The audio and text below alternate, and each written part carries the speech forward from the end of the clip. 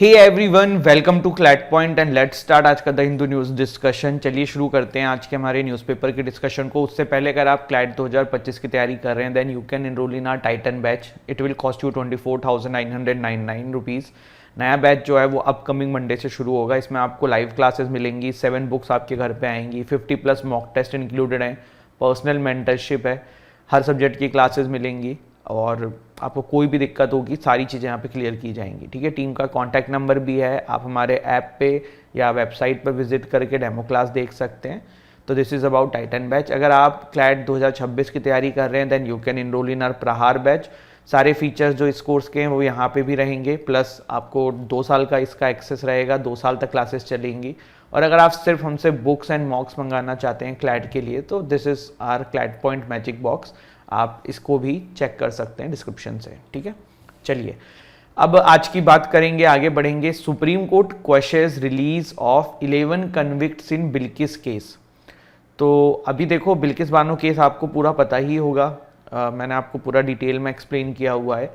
अब यहाँ पे हुआ क्या है, हुआ ये कि सुप्रीम कोर्ट ने जो 11 कन्विक्ट्स को गुजरात की सरकार ने छोड़ दिया था उसको क्वैश कर दिया है। और रीज़न क्या बताया, रीज़न ये बताया है कि देखो यार, जुरिडिक्शन नहीं था गुजरात की सरकार का। देखो, अगर आपने बिल्किस बानो वाला केस जो मैंने पूरा डिटेल में पढ़ा होगा या आपको याद होगा, तो आपको ये पता होगा कि गुजरात में पहले वो केस सुना जाता था, लेकिन फिर उसको ट्रांसफ़र कर दिया गया था महाराष्ट्र में, demand of Bilkis Bano ji and उनका परिवार। तो सुप्रीम कोर्ट का यहाँ पे ये कहना है कि यार, ये जुरिडिक्शन जो है ना, ये महाराष्ट्र का है, गुजरात का नहीं है। और अगर महाराष्ट्र सरकार देती तब तो ये ठीक था, बट अभी गुजरात सरकार ने दिया है तो आई थिंक, जो मुझे याद है, 2 वीक का समय दिया है जितने कैदी थे जेल अथॉरिटीज़ के सामने पेश होने का। तो यहाँ पे ये हुआ है, supreme court questions release of 11 convicts in Bilkis case. तो Bilkis Bano case I think आज से 5-6 दिन पहले डिटेल में कराया है, तो वो अभी करने की ज़रूरत है नहीं। इसके बाद India Maldives discuss spat as Israel embassy also joins the controversy. देखो हुआ क्या है, इजराइल एम्बेसी ने भी लक्षद्वीप की फ़ोटोज़ जो हैं वो ट्वीट करी हैं और कहा है कि भैया बहुत टूरिज्म का यहाँ पे स्कोप है। तो ये आपको पता ही है, कल मैंने आपको डिटेल में बताया ही है कि क्या चल रहा है इंडिया मालदीव्स के बीच में, तो वही है ना। यहाँ पे नोलान जी की ओपनहाइमर मूवी जो है, इन्होंने गोल्डन ग्लोब अवार्ड में काफ़ी सारे अवार्ड्स लिए हैं, जैसे कि 81st annual golden globe award थे, जिसमें करीबन 8 से 9 अवार्ड जो हैं वो आपके ओपनहाइमर मूवी को मिले हैं। ओपनहाइमर मूवी जो है ये एक मतलब रियल स्टोरी बेस्ड है। जे रॉबर्ट ओपनहाइमर एक साइंटिस्ट थे, उनके ऊपर। ठीक, तो ओपनहाइमर मूवी के बारे में थोड़ा बहुत आपको पता होना चाहिए। इसमें देखिए, best drama, best director for Nolan, best score as well as acting trophies for Cillian Murphy and Robert Downey junior. Nolan said that he is जो सिलियन मुर्फी हैं ये, इनको भी बेस्ट एक्टर का मिला है, रॉबर्ट डाउनी को भी मिला है सपोर्टिंग एक्टर। तो ये मूवी का ये है। देखो, ओपनहाइमर मूवी का नाम आपको पता होना चाहिए, डायरेक्टर पता होना चाहिए, किस विषय के ऊपर बनी है ये भी आपको पता होनी चाहिए। ठीक है, तो वो थोड़ा ध्यान रखना। DGCA revise duty norms for pilots allow more rest. तो देखो, ये एग्ज़ाम में नहीं आएगा, बट हुआ क्या है मैं बता देता हूँ। मतलब देखो, जो फ्लाइट कंपनीज होती है ना, वो जो पायलट्स थे उनसे बहुत ओवर टाइम करा रही थी। मतलब ओवर टाइम मतलब जैसे आप ऐसे समझ लो कि कंटिन्यूस 48 आवर्स के आसपास जो है वो अब यहाँ पे रेस्ट पीरियड डाला गया है। लेकिन पहले क्या होता था कि नाइट शिफ्ट जो है ना वो 4 से 5 लगा दी जाती थी, बट अभी इसको 2 कर दिया गया है DGCA के द्वारा। नाइट शिफ्ट मतलब रात के टाइम पे। तो इस तरह यही चीज़ें एग्जाम के पर्सपेक्टिव से नहीं है, बट हाँ आपको पता होना चाहिए थोड़ा, मतलब जो आपके पायलट्स हैं उनके लिए नॉर्म्स थोड़े से ईजी करे गए हैं, दैट्स इट। यहाँ पे हुआ है supreme Court issues notice on plea by e gaming federation. तो देखो, ई गेमिंग फेडरेशंस ने सुप्रीम कोर्ट में केस फाइल किया हुआ है। क्या 28% जो GST लगा दिया गया है, जैसे कि आपकी ड्रीम 11 हो गई या MPL हो गई या इस तरीके के जितने भी गेम्स हैं उन लोगों के लिए, तो उनका ये कहना है कि यार अगर कोई 100 रुपये कमाएगा तो 28 रुपये अगर हम सरकार को दे देंगे, फिर उसमें कुछ बचे हुए पैसे जो हैं अगर आप देखोगे तो वो भी कुछ वो प्लेटफॉर्म चार्जेस रखता है, फिर बचा हुआ कुछ जो है वो सामने जो कंपनी है उस पर पहुँचती है। तो मतलब इससे कोई मतलब कुछ इसका वो नहीं होने वाला ना, इससे मतलब बिजनेस जो है उनको कोई फ़ायदा तो होने वाला नहीं है, नुकसान में ज़्यादा चले जाएंगे। तो उसके ऊपर इन्होंने केस फाइल किया है। तो सुप्रीम कोर्ट ने अभी इस पर नोटिस करा है कि भाई बताओ क्यों किया है आपने ये सब चीज़ें सरकार से। तो लेट्स सी, अभी कोई डिसीजन तो आया नहीं है। हसीना जी जो हैं वो फिर से पावर में आ गई हैं, बता रही हैं कि फ्री एंड फेयर इलेक्शंस हुए थे। ऑल दो अपोजिशन पार्टीज जो बांग्लादेश की है वो अलग अलग तरीके आरोप लगा रही है, ऑल दो अब ये सरकार में आ चुकी हैं, तो वही ये न्यूज़ है। ठीक है, इसके बाद फ्रांस की पीएम ने रिज़ाइन कर दिया है, इनका नाम है एलिजाबेथ बॉर्ने। तो France prime minister Elizabeth Borne resigned on Monday, और ये शॉर्ट न्यूज़ है, इसमें इससे ज़्यादा सॉरी गाइस, इसमें इससे ज़्यादा कुछ करने की हमें ज़रूरत है नहीं। इसके बाद देखिए, China is a valued extremely sorry guys, हाँ, China is a valued ally and integral collaborator से मालदीव म्यूइजू। तो देखो, मालदीव में जो भी सरकार है मोहम्मद म्यूइजू की, ये बिल्कुल प्रो चाइना सरकार है, और ये बिल्कुल चाइना के भक्ति करते हुए नजर आ रहे हैं, उल्टा सीधा उनके मतलब अच्छा उनके पक्ष में काफ़ी सारे स्टेटमेंट्स दे रहे हैं। आप ये भी सोच रहे सर ऐसा क्यों कर रहे हैं। देखो, चाइना जो है ना बहुत सारा पैसा इन्वेस्ट कर रहा है मालदीव में, तो ये सब सरकारें जो है ना उन सब चक्करों में भी रहती हैं थोड़ा सा, और किसी किसी पॉलिटिकल पार्टी का सत्ता में आने से पहले ही एक माइंडसेट रहता है कि हमें भाई इस सरकार के पक्ष में देना है, इस सरकार के अगेंस्ट में रहना है, तो वो भी एक चीज़ हो जाती है। इसके बाद देखिए, आदित्य L1 अभी बहुत न्यूज़ में है। Aditya L1 spacecraft is L1 क्यों नाम है इसका, या अब ये सोलर मिशन है तो कैसे है, क्या है, सारी चीज़ें जो हैं डिटेल में डिस्कस करते हैं। चलिए फिर आगे बढ़ते हैं। दूसरा आर्टिकल जो है ना वो आदित्य L1 के ऊपर है। पहले तो मुझे ये बताओ, आदित्य का मीनिंग क्या होता है। बहुत सारे स्टूडेंट्स का या आपके भी फ्रेंड्स का नाम होगा आदित्य।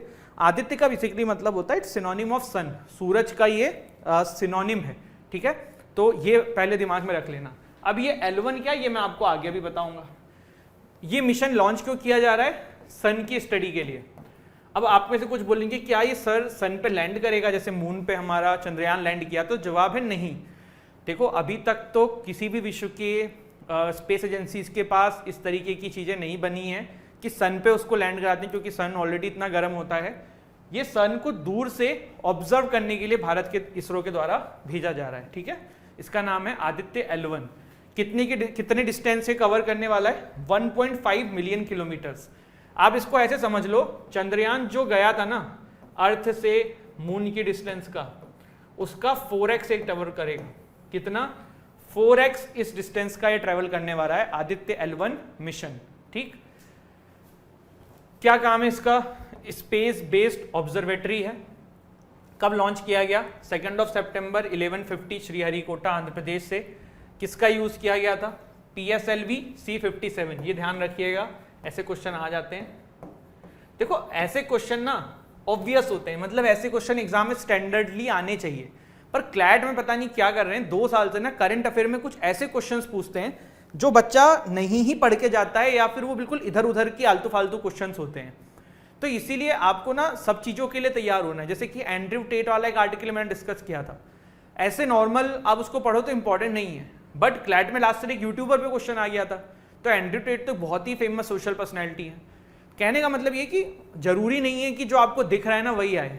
बहुत बार आपने कहीं आसपास सुना हो या कोई मूवी देखी हो, कुछ इस तरीके की चीजें पे भी क्वेश्चन बन जाते हैं, और वहां पे प्रेजेंस ऑफ माइंड का यूज करके जवाब देना होता है। ये नहीं कि सर हमने नहीं पढ़ा था या सर ने नहीं पढ़ाया था। ठीक है, तो ये इतना समझ में आया आपको। आदित्य L1 मिशन है, स्पेस बेस्ड ऑब्जर्वेटरी का काम करेगा। 2 सितंबर 1150 को श्रीहरिकोटा से इसको लॉन्च किया गया था। PSLV C57 का यूज किया गया था इसको लॉन्च करने के लिए। पर्पस मैंने आपको बता दिया है। The purpose of this particular mission is to observe sun को फ्रॉम क्लोज डिस्टेंस, क्योंकि पास तो जाया नहीं जा सकता है, अभी तक तो कोई इस तरीके की टेक्नोलॉजी किसी ने भी क्रिएट नहीं करी है। तो ये एक डिस्टेंस से सन को दूर डिस्टेंस से ऑब्जर्व करेगा। क्या क्या चीजें करेगा वो मैं आगे आपको बताऊंगा। इसमें L1 पॉइंट का क्या मीनिंग होता है, देखो Aditya L1 is a point.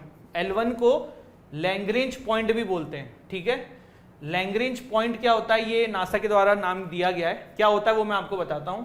Distance कितनी ट्रेवल करने वाला आदित्य L1, मून का 4x टाइम्स। ठीक है, अब इसको सब ध्यान से देखना। L1 पॉइंट क्या है ना, मैं बहुत लेमन लैंग्वेज में आपको समझाऊंगा, आपको समझ में आ जाएगा। देखो, ये अपनी प्यारी अर्थ है और ये अर्थ के चारों तरफ मून घूम रहा है। अपने को वैसे इसका मतलब नहीं है अभी। ये अपना सन है, बहुत लाइट छोड़ रहा है। ठीक है, आप यहाँ पे देख रहे हो कि L1 पॉइंट कहीं लिखा हुआ है, बिल्कुल सही समझ रहे हो। देखो सन का मास बहुत ज्यादा है, अर्थ के मास से भी बहुत ज्यादा है, तो सन का ग्रेविटेशनल फोर्स बहुत ज्यादा होगा और अर्थ का भी ग्रेविटेशनल फोर्स है। जो ये L1 पॉइंट है ना, यहाँ पे ऐसा कहा जाता है कि ग्रेविटेशन जो है ना वो बैलेंस आउट हो जाता है। मतलब अगर कोई बॉडी यहाँ पे है, कोई भी चीज यहाँ पे है, तो ना वो आगे जाएगी ना वो पीछे जाएगी, यहीं की यहीं टिकी रहेगी, क्योंकि दोनों ही तरफ से इस पॉइंट पे आके ग्रेविटी जो है वो बैलेंस आउट हो जाती है। ऐसा कहा जाता है, नासा के द्वारा ये सर्च किया गया था और कहा क्या जाता है, ये फैक्ट है, ये एक मतलब रिसर्च के द्वारा फैक्ट ये है कि L1 पॉइंट पे ग्रेविटी जो है ना वो बैलेंस हो जाती है। तो अब आदित्य L1 को यहां पे भेज दिया जाएगा, ठीक है। अब आदित्य L1 यहां जाके क्या करेगा, आदित्य L1 यहां से सन को स्टडी करेगा कि सन में भाई जो जो चीजें हमें स्टडी करनी है वो ये देखने की कोशिश करेगा। अब आपके दिमाग में क्वेश्चन आएगा कि सर ये L1 पॉइंट पे क्यों भेजा जा रहा है, इसको यहां भी तो भेज सकते हैं, ये भी तो वही ट्रैजेक्टरी है, या इसको यहां भी तो भेज सकते हैं। तो देखो L1 पॉइंट पे इसको इसलिए भेजा जाता है कि जैसे अर्थ मूव करेगी ना, समझना ध्यान से, वैसे वैसे ये ऑटोमेटिकली मूव करेगा अर्थ के साथ इसी ट्रैजेक्टरी में, ठीक है, और राउंड राउंड घूमते हुए ये ऑटोमेटिकली सारी इंफॉर्मेशन निकालता रहेगा। सबसे इंपॉर्टेंट चीज यहां पे ये है कि इसमें अब फ्यूल का भी यूज नहीं होगा, क्योंकि ये अर्थ का ग्रेविटी और इनकी ग्रेविटी का बैलेंस आउट हो चुका है। तो जैसे जैसे अर्थ मूव करेगी तो ये इस तरीके का फिनोमेना यहाँ क्रिएट होगा कि ये जो बॉडी यहाँ पे रहने वाली है वो ऑटोमेटिकली चारों तरफ घूमती रहेगी। तो इसीलिए आदित्य को L1 पॉइंट पे भेज रहे हैं और इसीलिए इसका नाम जो है वो आदित्य L1 है। अब एक क्वेश्चन आना चाहिए दिमाग में कि क्या सर L1 पॉइंट पे इससे पहले किसी भी स्पेस एजेंसी ने अपना कुछ नहीं भेजा है? तो देखो बिल्कुल सही क्वेश्चन आपके दिमाग में आया है। अगर आया है तो सोहो करके एक ऑलरेडी प्रोजेक्ट वहां पे जा चुका है फ्रॉम यूरोपियन स्पेस एजेंसी, जिसकी फुल फॉर्म है सोलर एंड हेलिस्फेरिक ऑब्जर्वेटरी, ठीक है। इसका काम भी वही है जो हमने हमारे लिए प्लान किया है, वैसे ही यूरोपियन स्पेस एजेंसी ने उनके लिए प्लान आउट किया है, ठीक है। इसकी लॉन्च डेट कब थी? 2 दिसंबर 1995। सोहो को यूरोपियन स्पेस एजेंसी ने जो है, शायद इसको ESA बोलते हैं, ठीक है, हाँ, ESA के द्वारा जो है वो लॉन्च किया गया था, ठीक है। चलिए इसके बाद L1 पॉइंट भी थोड़ा समझ लो। देखो यहाँ पे ये L1 पॉइंट था, there is a L2 point. L2 point पे ना आपने बहुत बार सुना होगा इसका नाम कि जेम्स वेब स्पेस टेलीस्कोप जो है ना वो L2 पॉइंट पे है, ठीक है। What is James Webb space telescope? James Webb Space Telescope is a space telescope specifically designed to conduct infrared astronomy. Its high resolution and high sensitive instrument allow it to view object too old, distant और faint और Hubble Space Telescope. देखो basically मैं आपको उसको समझा देता हूँ कि इसका पर्पस क्या है। इसका पर्पस ये है जेम्स वेब स्पेस टेलीस्कोप का कि भाई जो आपका ब्रह्मांड है वहाँ पे कोई और लाइफ तो नहीं है, कोई और प्लेनेट तो नहीं है, कोई एलियंस की शिप तो नहीं है। तो बेसिकली ये इसीलिए आप देखो पॉइंट देखो इसका, आप अपने आप समझ जाओगे।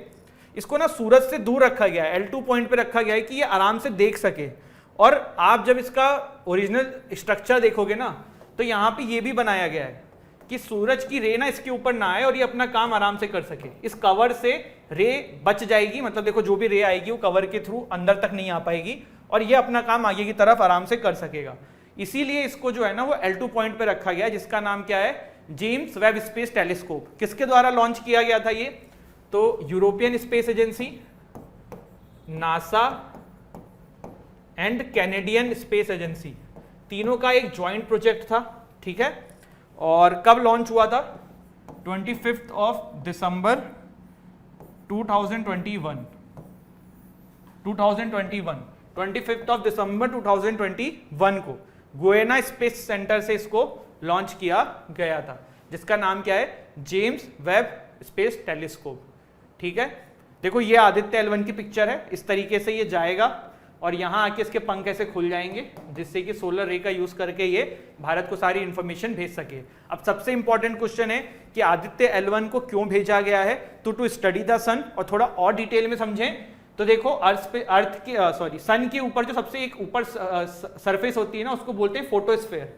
तो फोटोस्फेयर की स्टडी करने के लिए क्रोमोस्फेयर की स्टडी करने के लिए और कोरोना की स्टडी करने के लिए। ये सन की सरफेसेस के नाम है, इतना डिटेल में नहीं जाएंगे साइंस टेक्नोलॉजी में, पर ये थोड़ा बहुत आपको पता हो, ये 3 नाम फोटोस्फेयर, क्रोमोस्फेयर, कोरोना, या फिर सन की स्टडी करने के लिए, इसीलिए इसको यहाँ पे भेजा गया है। ऑल दो तीनों नाम ध्यान रख लेना, ठीक है।